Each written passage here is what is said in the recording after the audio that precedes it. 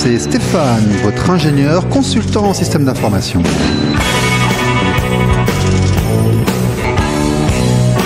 Bonjour, c'est RLP Business. Bonjour et bienvenue sur RLP Business, un nouveau direct depuis nos studios à Coulommiers-Chamiers sur 102.3 RLP Business, l'émission de l'entreprise, du management, du commercial, des ressources humaines, de l'activité entrepreneuriale dans le Périgord et ailleurs. Aujourd'hui, nous allons parler de l'excellence du Périgord en circuit court. Nous allons parler effectivement aussi d'expérience internationale. Nous allons parler aussi de production locale. Qu'est-ce qu'être un indépendant? Comment aller proposer à la France et au monde les produits locaux des artisans et des producteurs experts localement? C'est tout un métier. C'est avec monsieur Emmanuel Delvaux de J'aime mon terroir. Monsieur Delvaux, bonjour. Bonjour Stéphane. Bon, merci beaucoup d'être venu. Avec grand plaisir. Cette présentation vous convient-elle? Ça correspond à ce que vous faites? Tout à fait, effectivement, l'excellence du terroir. Et l'excellence du terroir, écoutez, on en parle en seconde partie, juste après les actualités de la semaine. Ne bougez pas, c'est juste après ça.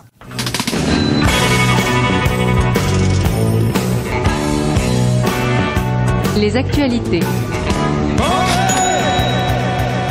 Actualité, je regardais cette nuit la démonstration, le discours de Trump devant le Congrès américain, à l'américaine, là, avec les gens qui crient, les pancartes, la mise en scène, le show, la mise en avant des gens, les expositions de sommes d'argent. Et je me suis dit, mais vraiment, aujourd'hui, nous sommes totalement dépendants des États-Unis parce qu'il y a 20 ou 30 ans, on avait cette attention envers des interlocuteurs comme Jacques Chirac ou Mitterrand, mais on n'allait pas regarder ce qui se passait comme ça à l'autre bout du monde, à 8 ou 10 heures de décalage horaire. Alors, c'est un spectacle inhabituel, culturellement, mais qui a son intérêt, parce que ce qui se passe chez eux a des répercussions chez nous, et cette année 2025 va représenter, je pense, un certain pivot idéologique dans beaucoup de secteurs sur la planète, mais qui aura des répercussions sur le business, sur l'activité, sur l'économie, sur la façon de faire du commerce de manière internationale. Il n'y a qu'à voir la guerre des prix qui est en train de monter. Alors, ce qui caractérise ce qui se passe là-bas, de manière récente, moi je pense qu'il tape trop fort, mais il fait quand même des trucs. Par exemple, il a mis en place le DOGE, Department of Government Efficiency, c'est-à-dire un département d'efficacité gouvernementale où il va chercher les économies. Il en est à plusieurs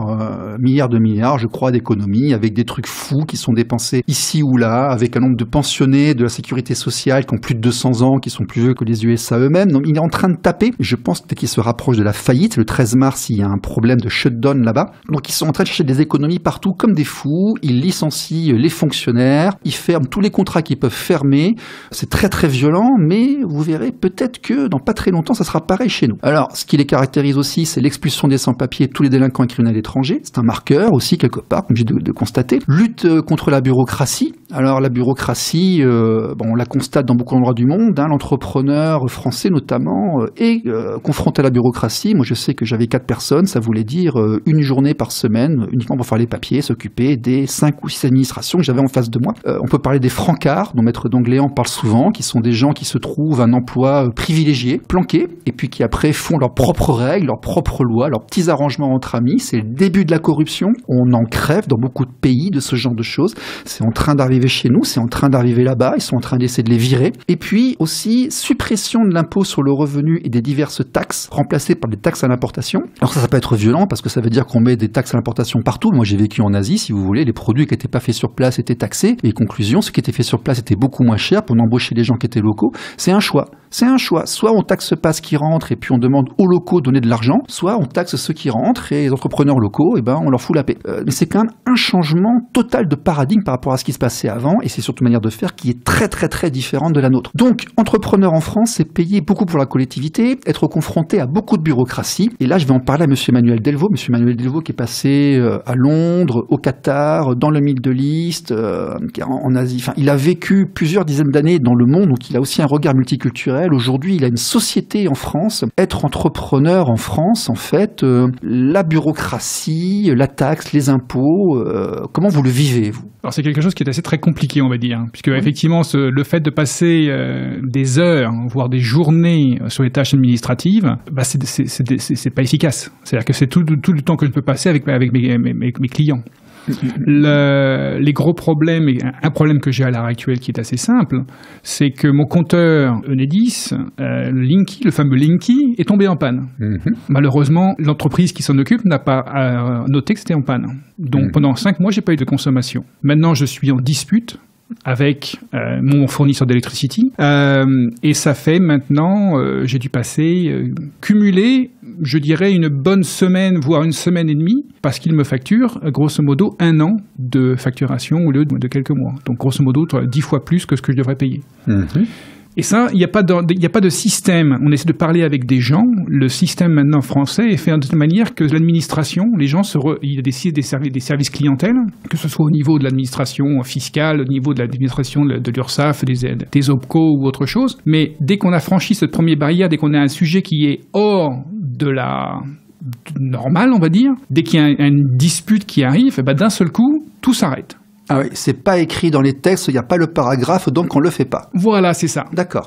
Et quand on veut essayer de parler avec quelqu'un, grosso modo, la réponse que j'ai eue jusqu'à présent, c'est nous ne sommes que le service client, nous passons votre information à l'étape suivante, au chef, entre guillemets. Voilà, les autres, les OTRES. On donne ça aux autres, ils vont savoir, ils vont s'en occuper. Et ce qui est assez fabuleux, c'est que l'une des premières discussions, c'est on m'a dit, je passe aux autres, ils vont vous répondre directement. 1 mois plus tard, on va vous répondre, non, mais on ne vous répond pas. Les gens, effectivement, à l'étage ne vous répondent pas directement. Il faut que vous écriviez et on vous répondra sous 10 jours. Donc, lettre recommandée, c'est aussi un truc qui est assez spécial en France, cette fameuse lettre recommandée avec accusé de réception. Voilà. 10 balles, systématiquement, pour le droit de parler à un service public, c'est 10 balles. Exactement. Ah ouais. On y va, on l'a fait, et quand on les recontacte au bout de 3 semaines, parce qu'on n'a toujours pas eu de réponse, non, mais on n'a jamais dit qu'il fallait répondre sous 10 jours. C'est une charte de qualité, mais...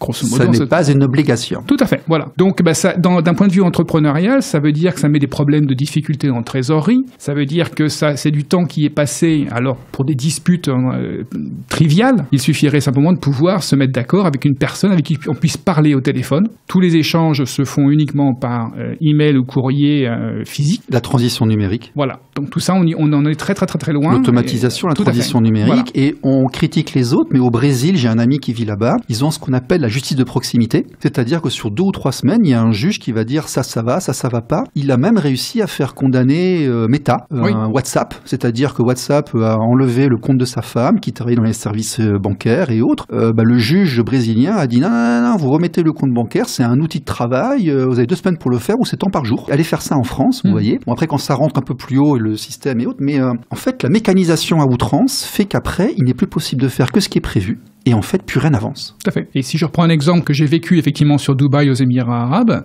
dans une journée, on est capable d'avoir sa carte entre guillemets d'étranger résident aux Émirats arabes, d'avoir son permis de conduire, d'avoir tous les papiers nécessaires. Tout est automatisé. Et en fait, ils vous connaissent. Même quand je revenais 5 ans après, j'ai même eu le trafic qui m'a dit attendez, vous aviez une petite amende à payer il y a 5 ans. Il y a des inconvénients. Il y a des inconvénients aussi. Donc, pour avoir votre carte, vous devez d'abord régler votre amende. Mais voilà. Mais c'est logique. C'est logique. C'est logique. Moi, j'ai été expatrié, c'était le deal. Je savais que j'étais dans la maison d'un autre. Les choses étaient extrêmement claires dès le départ. Je les acceptais, puis à la limite, c'était mieux. Voilà. Quand les règles sont claires. Oui. Et sont respectées. Compréhensibles et respectées. C'est très facile. Bien sûr. Très, très facile. D'accord. Ok. Eh bien, écoutez, c'est l'invité de la semaine. C'est monsieur Emmanuel Delvaux de J'aime mon terroir. Ne bougez pas, c'est juste après ça.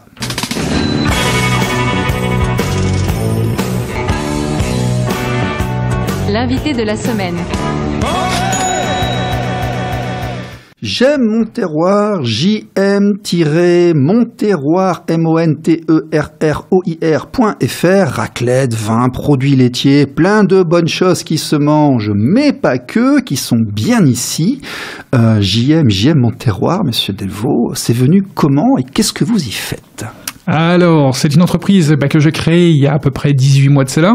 D'accord. Et le nom a été une longue recherche. Deuxième année. Deuxième année, oui. Voilà, exactement.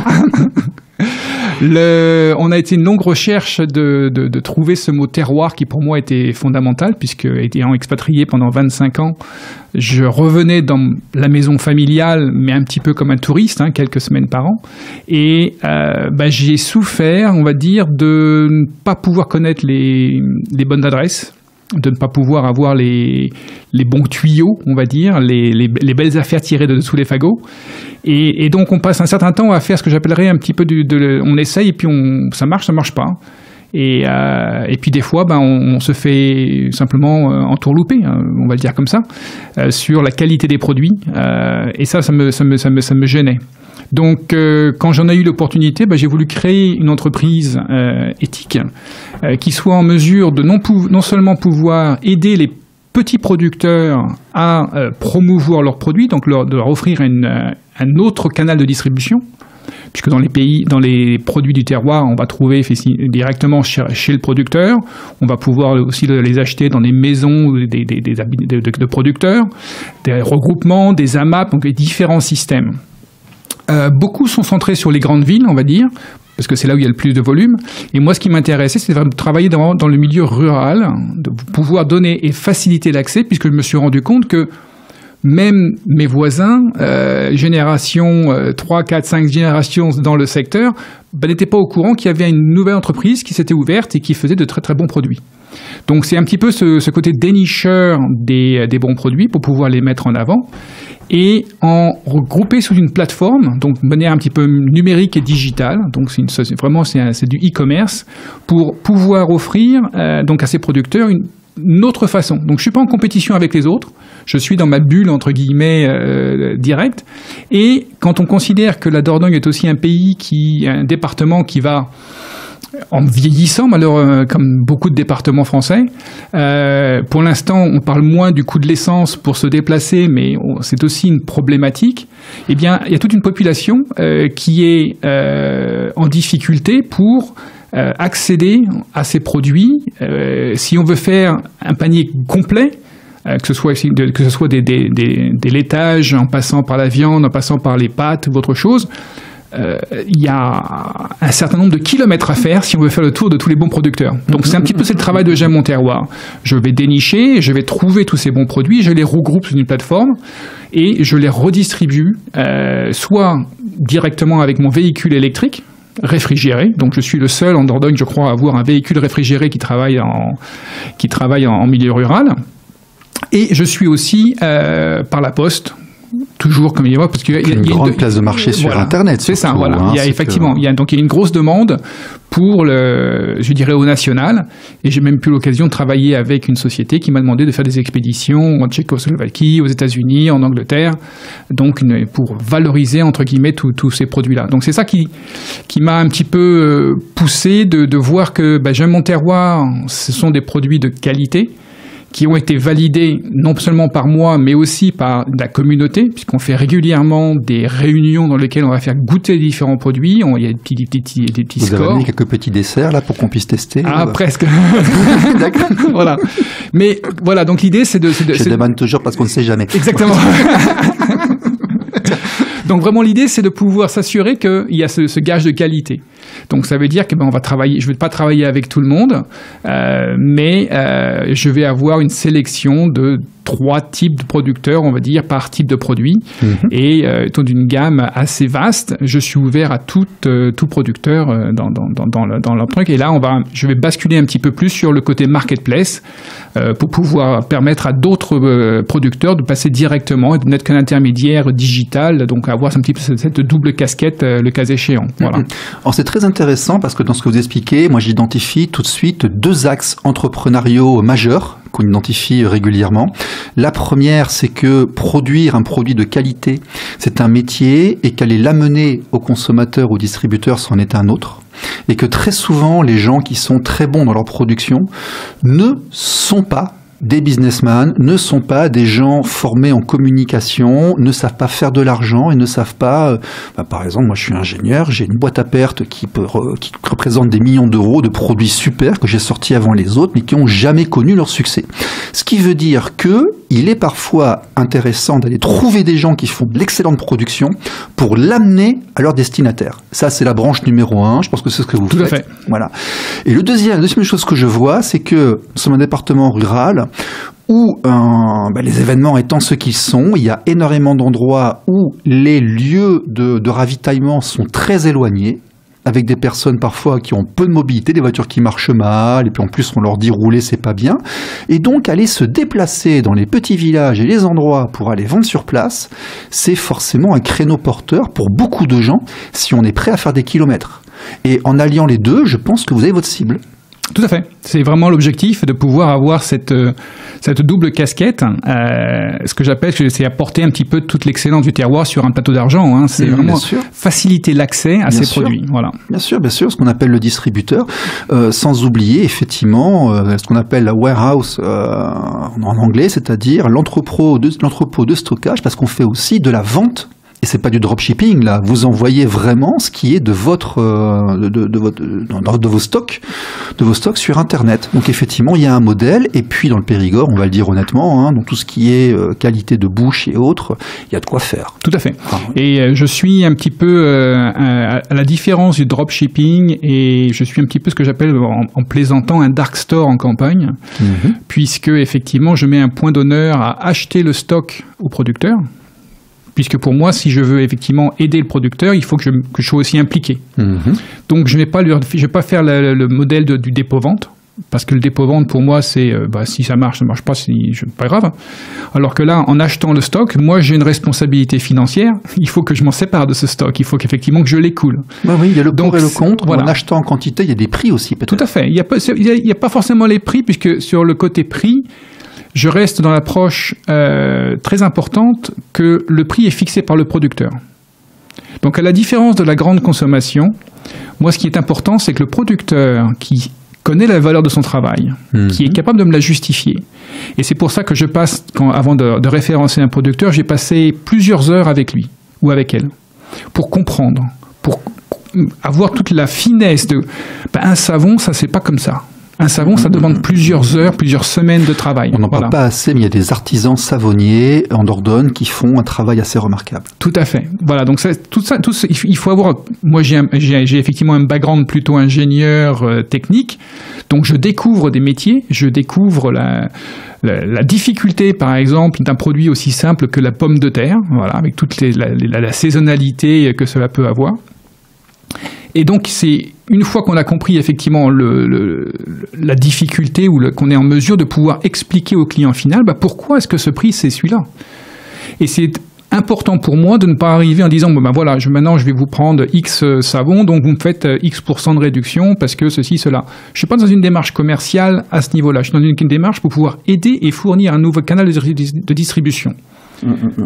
Et pour l'instant, ça fonctionne très bien puisque ça permet d'avoir une relation apaisée avec les fournisseurs, avec les producteurs.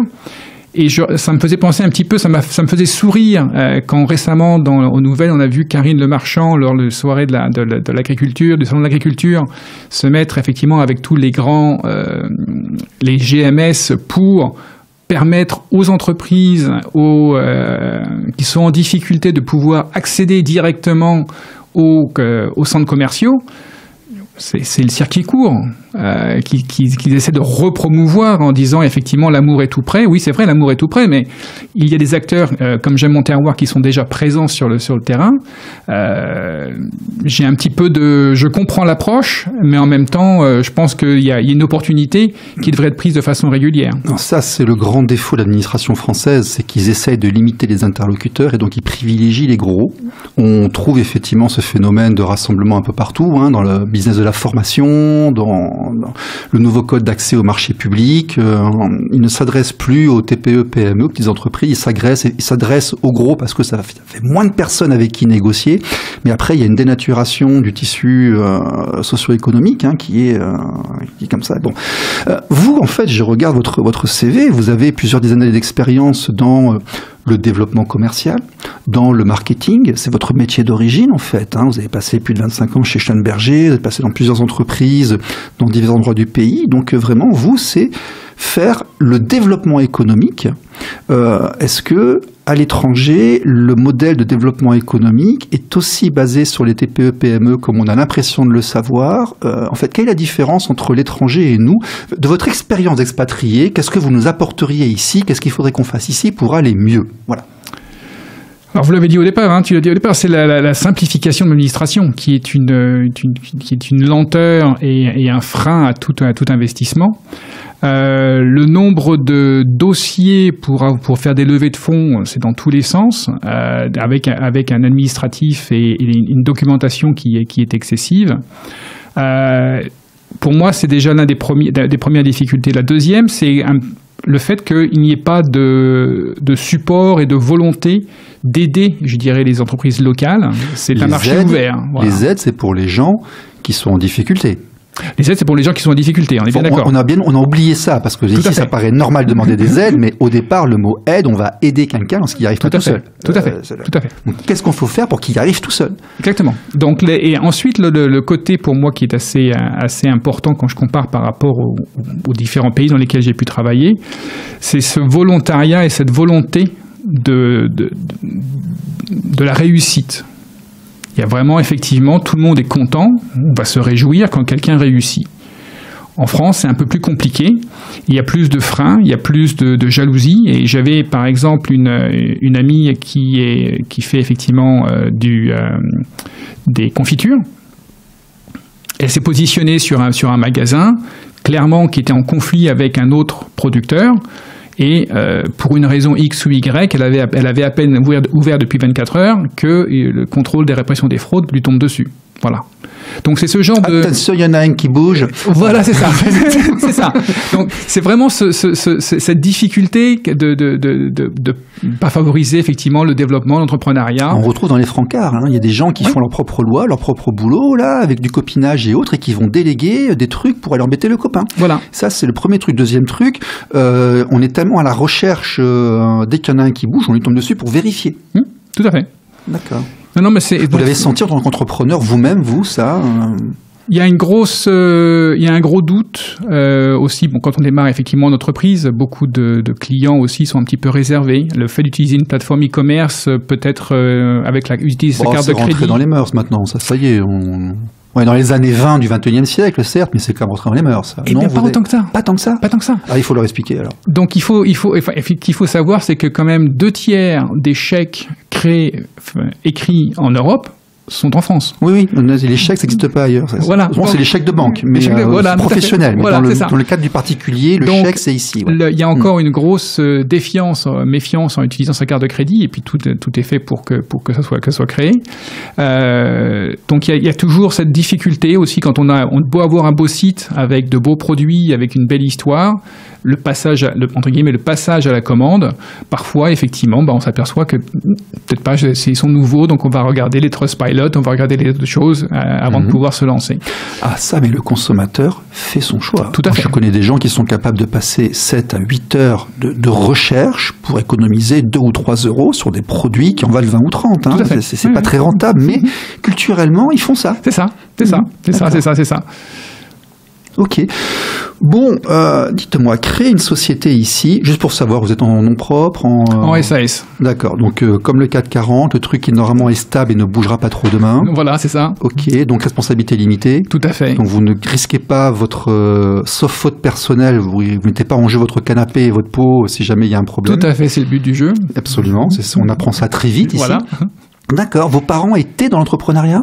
Non, mes parents étaient dans la marine marchande, donc employés pour différentes sociétés, mais aussi en expatriation. Donc il y a déjà l'international. Tout à fait, voilà. Ouais. Mais avec votre réseau, vos connaissances, vous allez bien réussir à nous mettre en place des plateformes d'exportation. Notre balance commerciale française en a besoin.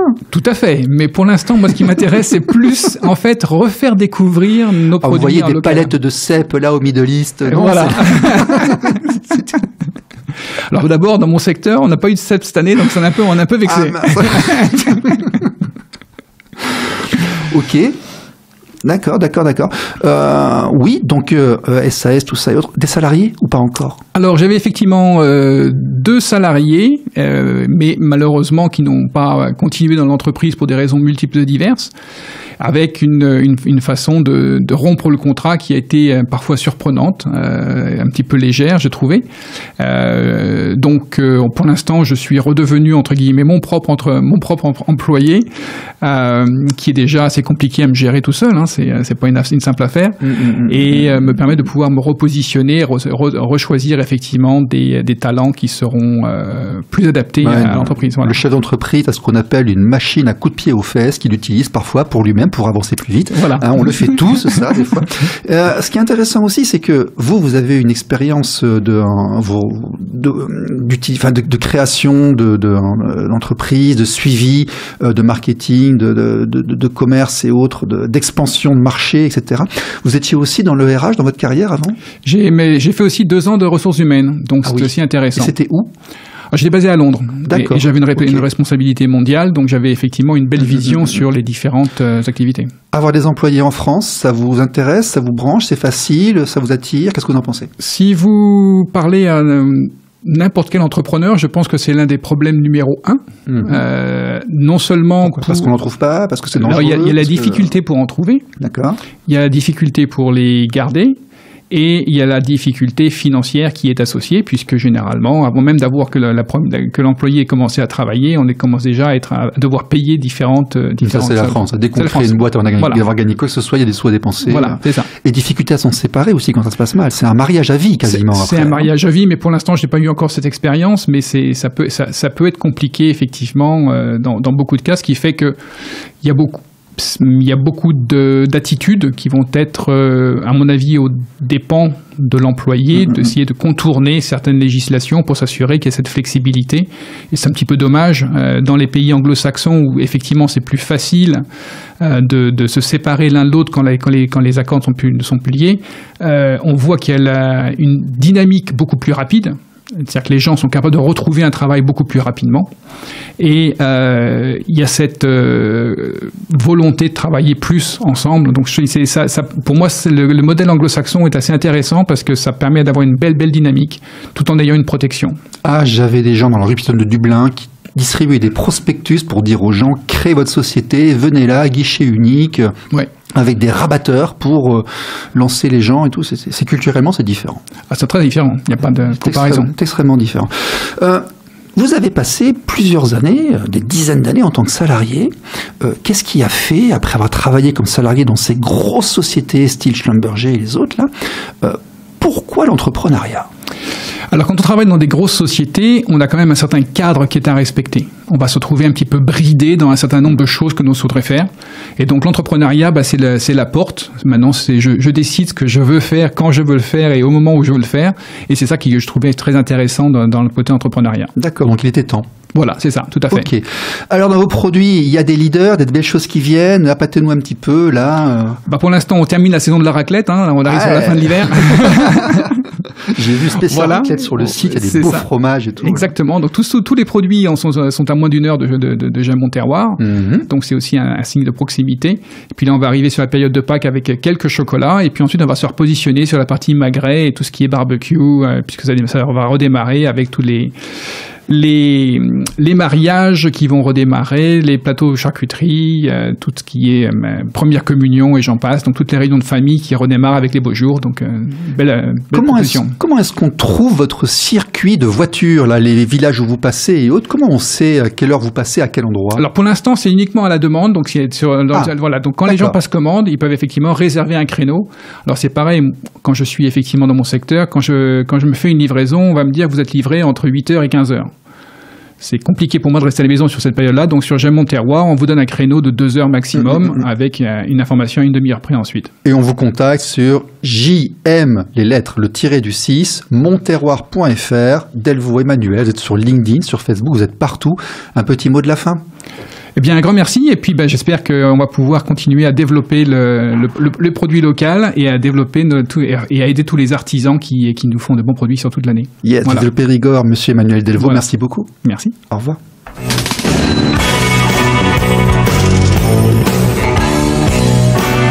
RLP Business. RLP. Radio libre en Périgord.